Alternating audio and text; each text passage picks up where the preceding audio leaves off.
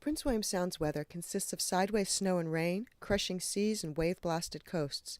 Even during our brief sunny summers, making a living can be challenging for a wild creature. Time is short between tides and storms to find food, win a mate, raise babies, and catch a bit of rest in between the chores.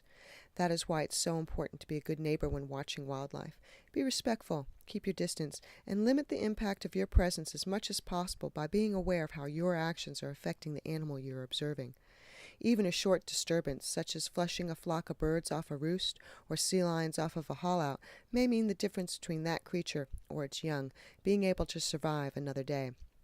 No wild animal dies an easy death. Animals die from predation, starvation, trauma, and disease. But human-caused stress from disturbance is an unnecessary burden that we do have control over.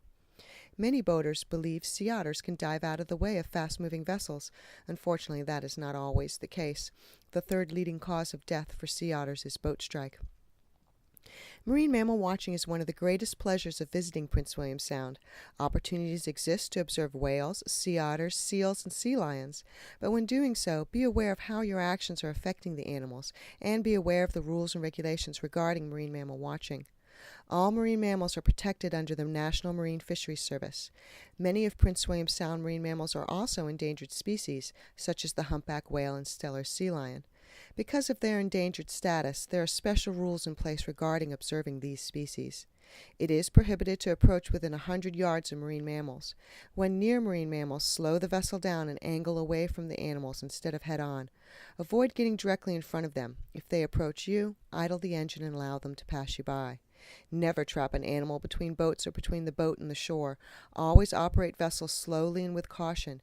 Getting too close to a 50-ton mother humpback whale that feels its calf is being threatened can turn a nice day quickly into a very dangerous one.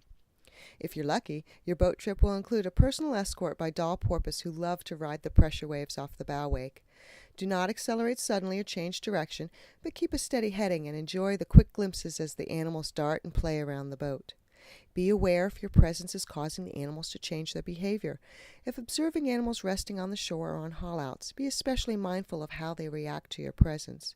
If the animals are stretching their necks up, watching you, shifting body weight restlessly, or enter the water in a hurried way, you have encroached too closely and need to back off quietly. If a whale changes direction or behavior suddenly, you are disturbing the animal and should break off the observation immediately. Animals don't like loud noises or fast actions, so try to stay hidden. Keep your voice down and don't make sudden movements. Stay downwind to reduce disturbance due to human sound and smell.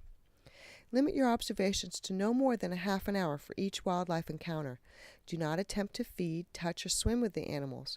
Wild animals can behave unpredictably, and feeding a wild animal is never a good idea for nutrition and disease transmission reasons. Seal and sea lion pups are often left alone while the mother feeds. These animals are not abandoned and should not be disturbed.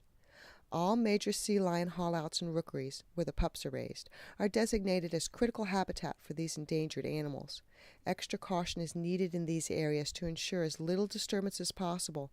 For rookeries, a no-entry zone exists to 3 nautical miles at sea and a half-mile on land, or within sight of a rookery, whichever is greater. Maps of critical habitat are available from the National Marine Fisheries Service. A good pair of binoculars is a great tool for observing marine wildlife without getting too close. By following these viewing rules, you will ensure that your presence doesn't become a detriment to the animals, and you will be able to enjoy their uniqueness and beauty in safety for both you and the animal.